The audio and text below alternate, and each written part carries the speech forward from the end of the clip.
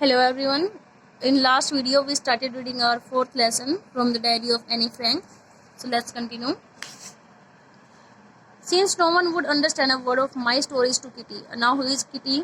Kitty is the diary of Annie. उसने नाम रखा था किटी डायरी का अपने एक फ्रेंड की इमेज बनाने के लिए। तो क्या कह रही है कि अगर मैंने if I were to plunge right in, कहते हैं कि आज की डेट में अगर मैंने लिखना स्टार्ट किया ना, प्लंग राइट इन कि अभी से स्टार्ट कर दिया, तो कोई भी मेरी डायरी में जो मैं डायरी में किटी को जो स्टोरीज बताऊंगी अपनी, कोई एक शब्द भी नहीं समझ पाएगा कि मैं कौन हूँ, क्या हुआ है मेरे साथ। तो मैं क्या करूंगी, I would better provide a brief sketch of my life much as I dislike doing so. तो मैं क्या करती हूँ, मेरी लाइफ का एक ब्रीफ स्केच, छोटा सा इंट्रोडक्शन दे देती हूँ, जो कि हालांकि मुझे पसंद नहीं है, मैं नापसंद करती हूँ अपने बारे में ज़्यादा कुछ बताना। अब ये अपना कैरेक्टर, ये थोड़ा सा ब्रीफ स्केच दे रही है पीछे की लाइफ का। My father the most adorable father I ever seen. अब अपने पिता को वर्ल्ड का, अडोरेबल का मतलब होता है प्रशंसनीय, जिसकी तारीफ की जाए, सबसे अच्छा फादर मानती है। क्यों? Didn't marry my mother until he was 36 and she was 25। कहते मेरी माँ से उसने तब तक शादी नहीं की जब तक मेरे फादर हैं वो 36 साल के नहीं हो गए और मेरी माँ 25 साल की नहीं हो गई। माई सिस्टर मार्गोट, अब ये मार्गोट इसकी सिस्टर का नाम है, was born in Frankfurt in Germany in 1926। और उसका जन्म बहन का कब हुआ है? 1926 में, जर्मनी के फ्रैंकफर्ट सिटी में। आई वॉज बोर्न ऑन 12 जून 1929, और 1929 को एनी का बर्थ हुआ है। I lived in Frankfurt until I was 4, और उस शहर में फ्रैंकफर्ट में कब तक रहते हैं? जब तक ये 4 साल की हुई। My father एमिग्रेटेड to Holland in 1933।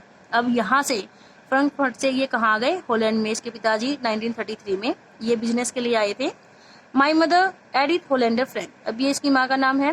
Went with him to Holland in September, और वो कब आ गई? सितंबर के महीने में आ गई उसकी माँ उसके पिता के साथ में। While Margot and I was sent to Aachen to stay with our grandmother. अब मार्गोट को और इसको एनी को कहाँ भेज दिया गया? दादी के पास, आचन में, वहां रुकने के लिए। मार्गोट वेंट टू हॉलैंड इन दिसंबर। अब मार्गोट कहाँ अपने पेरेंट्स के पास कब गई? दिसंबर के मंथ में। एंड आई फॉलोड इन फरवरी, अब ये कहाँ कब गई? फरवरी मंथ में। When I was plunked down on the table as a birthday present for Margot, और इसे क्या लगा कि मुझे मार्गोट के बर्थडे के उपहार के रूप में, गिफ्ट के रूप में टेबल पर रख दिया गया। प्लंक डाउन का मतलब क्या होता है? किसी चीज को कहीं रख देना रफली तरीके से। तो इसको भी ऐसा लगा जैसे मार्गोट के लिए बर्थडे प्रेजेंट के रूप में टेबल पर इसे रख दिया गया। I studied right away at the Montessori nursery school. I stayed there until I was 6, at which time I studied in the first home. और इसने अपनी पढ़ाई कहाँ से स्टार्ट की? मोंटेसरी नर्सरी स्कूल से की, और वहाँ ये कब तक रही? जब तक ये 6 साल की हो गई, और उस टाइम पर इसने फर्स्ट क्लास स्टार्ट की थी। In the 6th form my teacher was Mrs Kuperus. और जब 6ठी क्लास में हुई तो वहाँ पर मिसिज कुप्रेस थी, जो वहाँ की हेड मिस्ट्रेस भी थी। ये इसकी यानी की टीचर रही। At the end of the year, we were both in tears as we said a heart-breaking farewell. और जब साल का अंत हुआ ना, उस टाइम पर एनी और इसकी हेड मिस्ट्रेस दोनों रोई।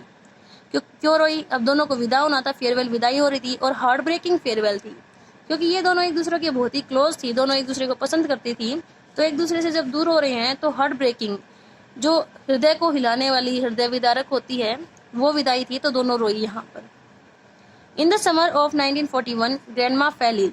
अब 1941 की गर्मियों में जो दादी थी वो बीमार हो गई, and had to have an operation, और उनको क्या कराना पड़ा? एक ऑपरेशन कराना पड़ा। So my birthday passed with little celebration. तो अब ये जो बर्थडे है इसका, एनी का, वो कम सेलिब्रेशन के साथ में निकला। ग्रैंडमा डाइड इन जनवरी 1942। अब 1942 जन में दादी की डेथ हो जाती है। No one knows how often I think of her. अब ये कोई नहीं जानता कि कितना मैं अपनी दादी के बारे में सोचती हूँ, कितना मिस करती हूँ। एंड स्टिल लव हर, और अब भी उसे कितना प्यार करती हूँ। This birthday celebration in 1942 was intended to make up for the other. अब ये 1942 में डेथ के बाद जो सेलिब्रेशन हुआ ना इसके बर्थडे का, वो क्यों मनाया गया? उसका ज़्यादा इंटेंडेड क्या इंटेंशन थी कि वो जो दूसरा पहले वाला बर्थडे था ना, वो जो कम सेलिब्रेशन में गया था, उसकी पूर्ति करने के लिए। उसकी पूर्ति यहाँ हुई सेकेंड बर्थडे पे। And grandma's candle was lit along with the rest. और बाकी जो कैंडल जलाई गई थी ना बर्थडे पर, उसके साथ में एक कैंडल दादी के लिए भी लगाई गई। तो ये बातें हैं कि आपको ये बताएंगी कि यानी अपनी दादी को कितना मिस करती हैं, अभी उसको कितना प्यार करती है, बर्थडे पर एक कैंडल दादी के लिए भी लगाई है। The 4 of us are doing still doing well. ये चारों कौन? एनी, उसकी बहन और उसके पेरेंट्स। ये कह रहे हैं कि हमारी हेल्थ अब भी अच्छी है, हम अब भी अच्छे खासे हैं।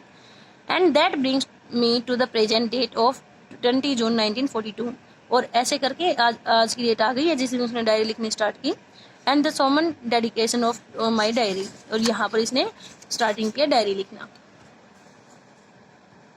अब देखिए यहाँ सैटरडे 20 जून 1942, यहाँ से इसने इस दिन पे क्या लिखा है इसने डायरी में? Dearest kitty. अब किटी कौन? डायरी का नाम रखा है, इसने फ्रेंड मान लिया है डायरी को।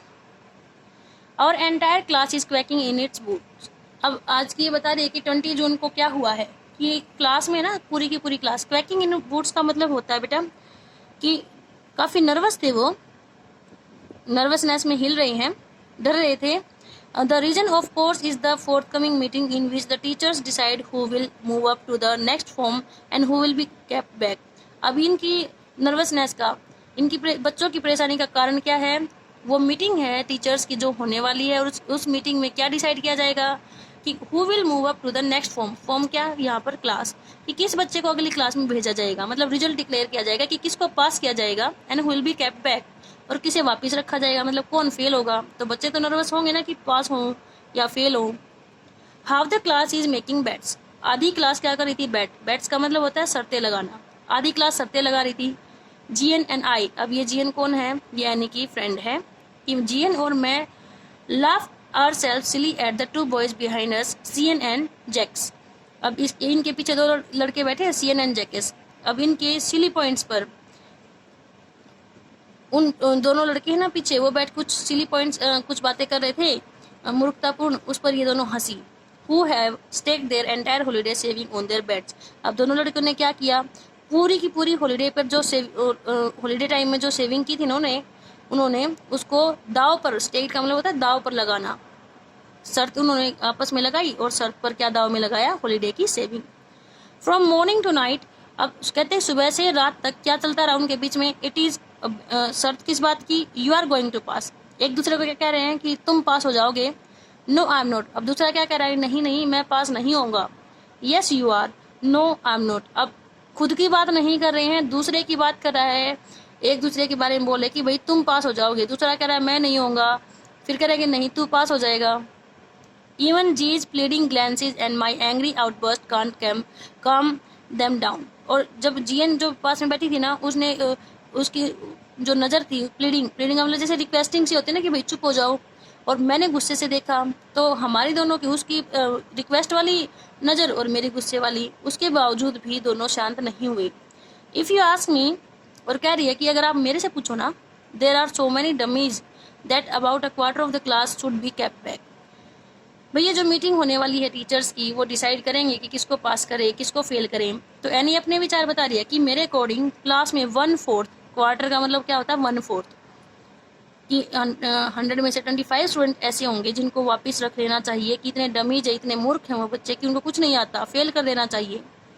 But teachers are the most unpredictable creature on the earth. पर क्या कह रही है कि जो टीचर्स होते हैं ना उसको धरती पर, अनप्रिडिक्टेबल क्या होता है बेटा? जिसके बारे में आप पहले से अनुमान ना लगा सको, ये नहीं बता सकते कि किसको पास किया जाए किसको फेल किया जाए। ये क्या सोच रही है कि 1/4 स्टूडेंट्स है जिनको फेल कर देना चाहिए। अब क्या हो, शायद फेल भी कर दे या पास भी कर दे, कुछ कहा नहीं जा सकता।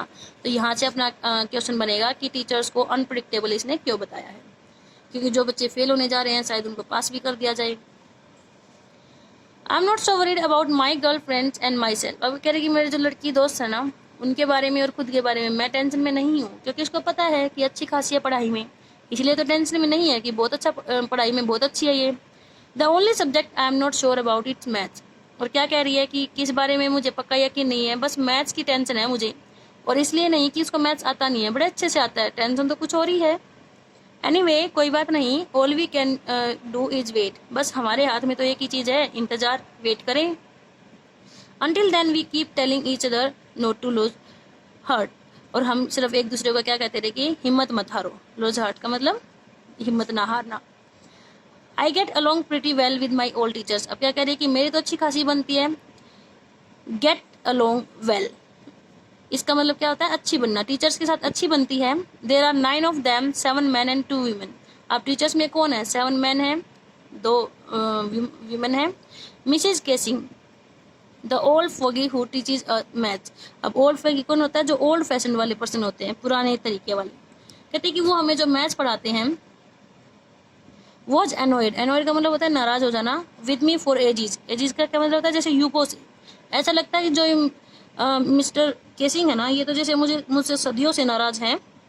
Because I talk so much, युगो से नाराज है मुझसे। क्यों, अब रीजन क्या है, क्योंकि ये बहुत ज्यादा बातें करती है। अब वो टीचर थोड़े से स्ट्रिक्ट हैं और ये क्या करती है, क्लास में बातें करती है, तो टीचर इसको ज्यादा पसंद नहीं करते मैथ्स के। देखो इसने ऊपर कहा था ना कि सिर्फ मैथ्स के लिए श्योर नहीं हूँ, तो रीजन यही है कि ये टीचर इसको पसंद नहीं करते, तो डर है कि शायद मैथ्स में दिक्कत हो सकती है। आफ्टर सेवरल वार्निंग्स ही असाइन मी एक्स्ट्रा होमवर्क। अब देखो टीचर ने क्या किया, पहले तो उसको वार्निंग दी, अब कई बार वार्निंग दे दी फिर भी नहीं मानी, तो क्या किया, इसको पनिशमेंट के रूप में एक्स्ट्रा होमवर्क दे दिया, जो कि स्टूडेंट्स की प्रॉब्लम होती है, वहीं पर जाकर पकड़े जाते हैं। एंड ऐसे on the subject a chatter box. अब चैटर बॉक्स कौन होता है, जो बहुत बातूनी होता है, जो बातों से अपने आप को रोक ही ना पाए, बातों में लगा रहे। चैटर बॉक्स टॉपिक दे दिया कि चैटर बॉक्स पर ऐसे लिख कर लाओ। और chatter box, what can you right about that. अब सोच रही है कि चैटर बॉक्स के बारे में क्या लिखा जाए। I would worry about that letter, I decided. फिर मैंने क्या सोचा, चलो बाद में सोचूंगी इसके बारे में। तो I jotted down the title in my notebook. ये क्या होता है, जोटेड डाउन, लिख देना। मैंने एक टाइटल लिख लिया अपनी नोटबुक में, tucked it in my bag, और अपने बैग के अंदर डाल ली। And try to keep quiet, और फिर क्या सोचा कि चुप रहूं, चुप रहने की कोशिश करूं।